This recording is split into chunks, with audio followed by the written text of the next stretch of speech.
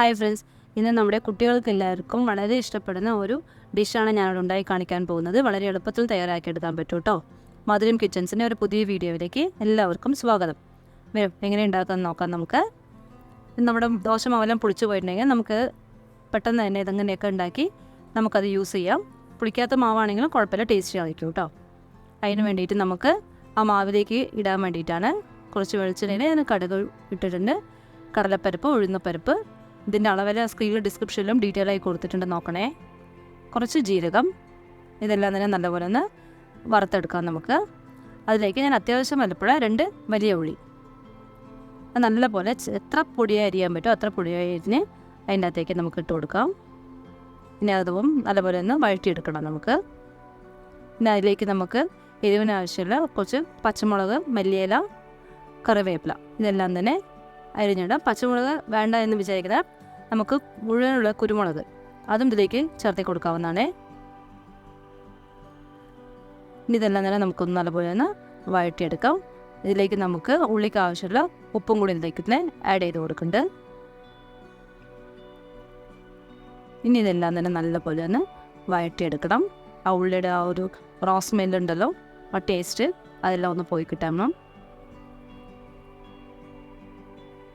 നോക്കൂ, നമ്മുടെ ഉള്ളി ഇവിടെ റെഡി ആയിട്ടുണ്ട്.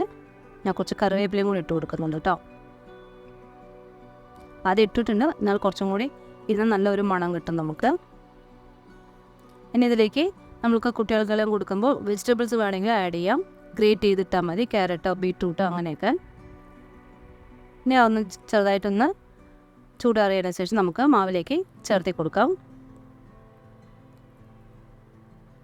ഞാനിപ്പോൾ നിങ്ങൾക്കത് കാണിക്കാൻ വേണ്ടിയിട്ട് പെട്ടെന്ന് തന്നെ അതിലിട്ട് കൊടുത്താണ്. എല്ലാം തന്നെ നല്ലപോലെ മിക്സ് ചെയ്തിട്ട് നമ്മുടെ എത്ര ആവശ്യമുണ്ടോ മാവ് അത്രയും എടുത്തോളൂ കേട്ടോ. അപ്പോൾ അതാ പാന് നല്ലപോലെ ചൂടായിട്ടുണ്ട്. അതിലേക്ക് ചെറുതായിട്ട് ഞാൻ കുറച്ച് എണ്ണ ഒഴിച്ച് കൊടുത്തിട്ടുണ്ട്. നമ്മൾ ഏത് എണ്ണയാണ് യൂസ് ചെയ്യുന്നത് വെച്ചാൽ അത് ഒഴിച്ച് കൊടുക്കാം. ഞാനിതിന് നല്ലെണ്ണയാണ് യൂസ് ചെയ്തിട്ടുള്ളത്. ഇതെല്ലാം തന്നെ നമുക്ക് വേവിച്ചെടുക്കാം. നമ്മൾ ഉണ്ണിയപ്പം ഉണ്ടാക്കൂലേ അതുപോലെ അടച്ച് വെച്ചാൽ നമുക്ക് പെട്ടെന്ന് തന്നെ ഉള്ളെല്ലാം നന്നായി വെന്ത് കിട്ടും. ഇതാ നോക്കൂ, ആയിട്ടുണ്ട്. ഇപ്പോൾ നമുക്കിത് മറിച്ചിട്ട് കൊടുക്കാം.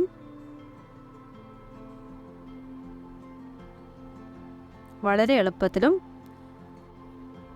വളരെ കുറഞ്ഞ സമയം കൊണ്ട് നമുക്കത് തയ്യാറാക്കി എടുക്കാൻ പറ്റുന്നതാണ്. നമ്മുടെ കുട്ടികളെല്ലാം സ്കൂളിൽ വിട്ട് വരുമ്പോൾ നല്ല ചൂടോടെ ഉണ്ടാക്കി കൊടുക്കുകയാണെങ്കിൽ അവർ ഇഷ്ടത്തോടെ കഴിക്കുകയും ചെയ്യും. നല്ലൊരു സ്നാക്കും ആവും അവർക്ക്. ഈ ചാനൽ ആദ്യമായി കാണുന്നവരാണെങ്കിൽ സബ്സ്ക്രൈബ് ചെയ്ത്, ലൈക്ക് ചെയ്ത്, ഷെയർ ചെയ്ത് സപ്പോർട്ട് ചെയ്യണേ.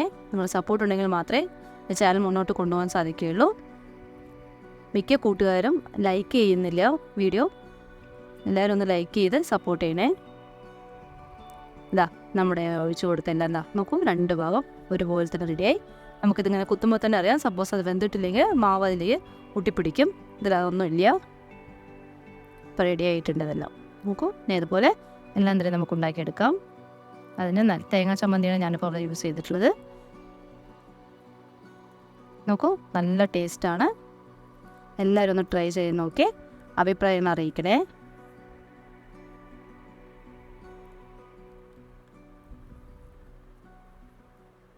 Thanks for watching.